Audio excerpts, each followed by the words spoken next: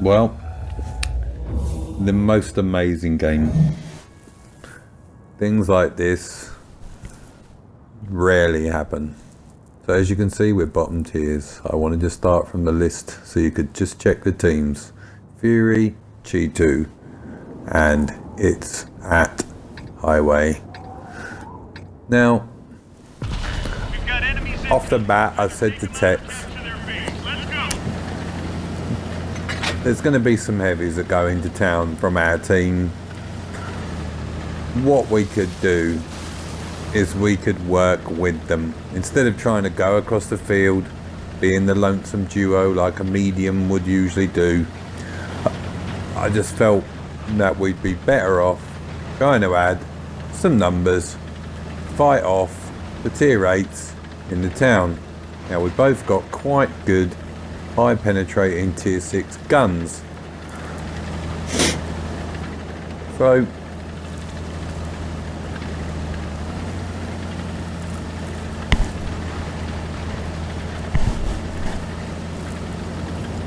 I will take up the usual position.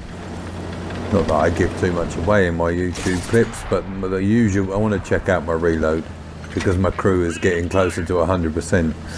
And I'm trying to tell him not to go to the end of the road because he's only a medium, but never mind. So yeah, I'm kind of getting used to what this tank does.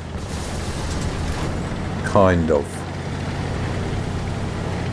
And since getting the fully upgraded engine, it's not too bad. Now that's Tex who bumps me behind me. So this is the position I would usually take up in a medium tank or a stronger armoured tank on a higher tier game. So I just felt, you know, well, we could take a pop shot here and there, poke out, maybe get shot at for our 8s to do a bit of work, etc, etc. And Tex goes out, sees nothing. Then suddenly all hell appears on the map. So as you can see, most of their not tier 6s have come this way. So I will list. There is an SDA-1, there is a Hammer, there is, I believe, a Tiger 2 out there somewhere. So Tex says, I'm out of here, I'm going to go and try and flank around. Now, the key to this entire engagement, the key to the whole engagement was that Hammer. If that Hammer hadn't done what he just did and he'd held position on the left hand side of the road with the SDA, we'd have never have been able to get around to kill the Tiger 2,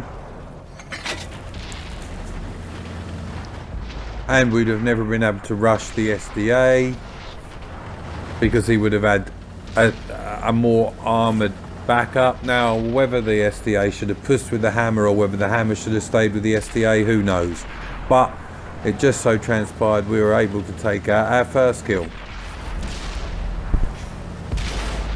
So you got to remember, I'm in a tier 6 tank here in bottom tier. So I've killed a Hammer, and now I've killed the STA-1. Not for much damage, I might add, but I've killed another tank.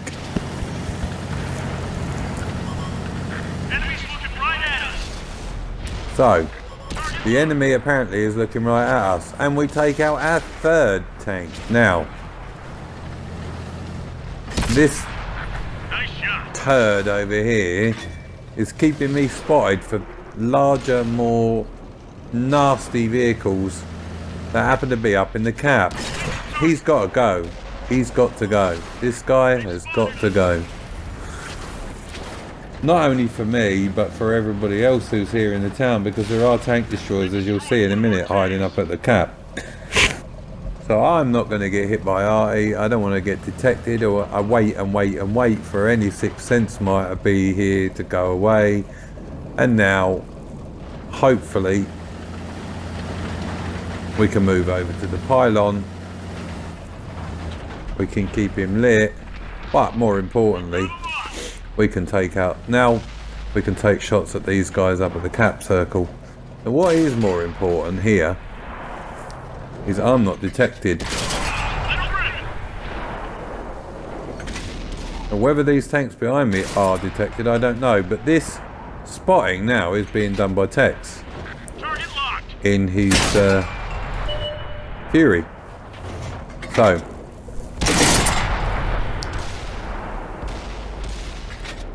kill stealing like a boss.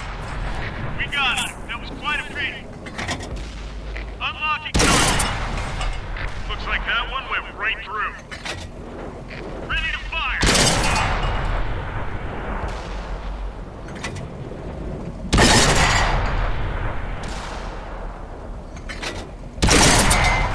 Enemy armor is damaged.